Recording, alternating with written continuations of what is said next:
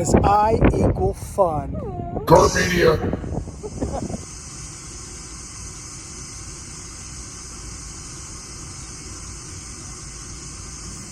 Here we are in San Sebastián, Puerto Rico, and I present to you Gozalandia Falls in 2005.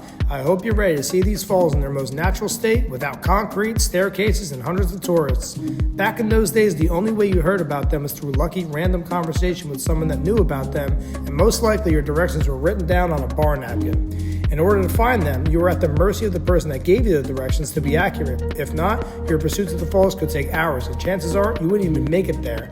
Gozalandia is the name given to the falls after they paved paradise and put up a parking lot. It was always known as San Sebastián Falls. I remember the first time I went and the directions read something like, head down Highway 111. When you see the sign for entering Mocha, shortly after you'll see a blinking yellow light, then make a left. Then you'll see the Johnson & Johnson building, then make a right. Go over the wooden bridge, make a right. Go up the hill, stay right. Keep going up the hill, stay right. When you see 12 mailboxes fused to a tree, go left. Finally, when you see tree trunks that are naturally rainbow colored, stop, park, and go through the hole in the fence and hike down to the falls. As the story goes, a doctor owned the property and put up a fence to keep people out, but people still came and always found a way in despite the doctor's efforts. Once you got through the fence, you had about a half-hour downhill walk passing pigs, horses, and cows. The downhill walk was anything but safe, and the closer you got to the bottom, the more slippery it got.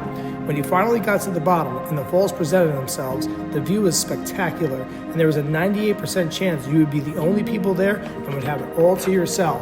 I've gone many times since the late 90s and always had this experience of having it all to myself with my friends.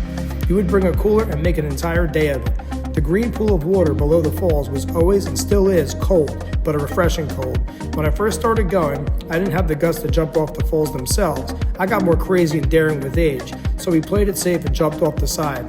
There used to be a rope swing and a stone cross to the left of the falls to commemorate someone that had died from jumping off the top.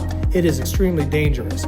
Due to its desolation, it would take many hours for you to get help in the event of an accident. I enjoyed every minute of this place over the many times I went. Now, it's easy to get there. There's a parking lot, a restaurant, and the route to the falls is fully paved with a staircase all the way to the bottom, on top of hundreds of tourists at all times, giving you less peace than what it truly calls for. There is a time and there's a place for everything, and I'm glad I experienced it the way that I did.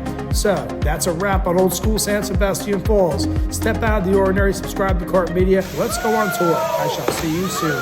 Ciao.